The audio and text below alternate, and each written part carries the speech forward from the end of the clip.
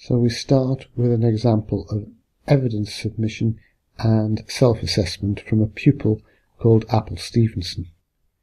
Here we can provide new evidence. We give the evidence a title. It's called My Globalization Video, because this is actually a real piece of work submitted by a student for the Level 2 ITQ. It's a video, and we can write here any free text we like and edit it just like in a word processor, but we can also embed video into the page, and this is what we're going to do now, taking the embedded code from YouTube and adding it to the page. It doesn't display immediately, but we'll see it later. Here the student can select the unit, Gold, Unit 1, Improving Productivity Using IT, and link criteria from it to the evidence that they're going to provide. Here Apple has 3 of the IPU unit criteria that are being added to the evidence submission. Click on Add Criteria. You can save this, and then there is the video embedded in the page. Just start the video and play it just to make sure it has actually worked. These pages are evidence content types and they have special properties. This enables the student to self-assess against each of the criteria. They start off as N for no evidence. Now we're making them S, secure, so the student is saying that she believes she's secure against these criteria because of the evidence provided. Submitting these now. There is also a facility for adding comments should that be needed. And here Apple is asked if she's sure that she wants to submit the evidence for assessment. We can now look at the evidence that's been submitted for assessment, and it's on a list with the dates when it was originated or updated and when it's been submitted. We now go on to look at the teacher's view. So when the teacher logs in, they can see a list of their groups and they can look for pending evidence.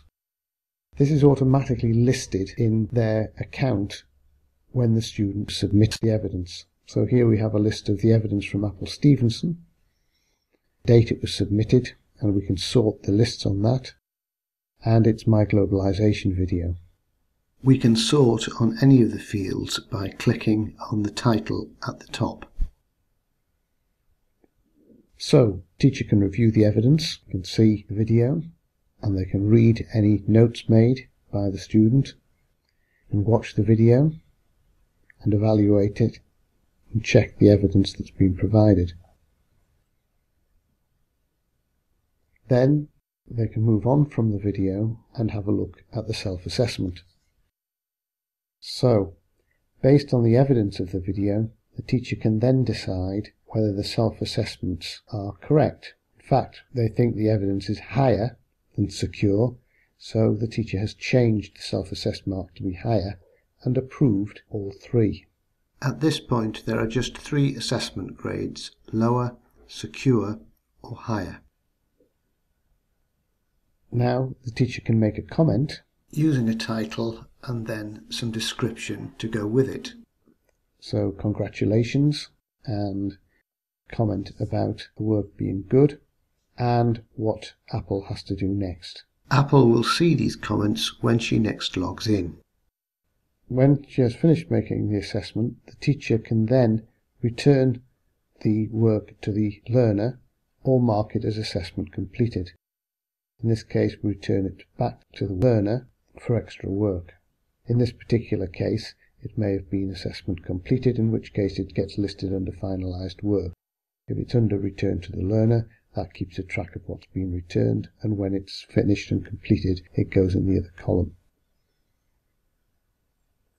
This gives us a complete audit system and means of dialogue between the teacher and the student, with the student self-assessing and the teacher confirming the assessments. We can sort these lists by date, much like any of the other lists and tables in the system. So to summarise, we have pending evidence, returned evidence, and finalised work.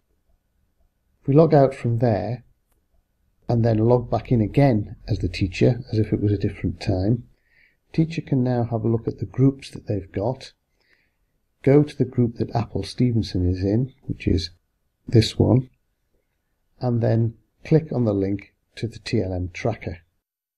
TLM tracker enables the tracking of progress. But first they can optionally set individual education plans and targets. We can track by criterion, so in other words we choose the unit and then look at all the criteria, and if the criteria are designated L for lower, we can break each of them up in different percentages. Here we can justify progress by writing a comment. All of this is optional and you can use as much or as little of it as you want.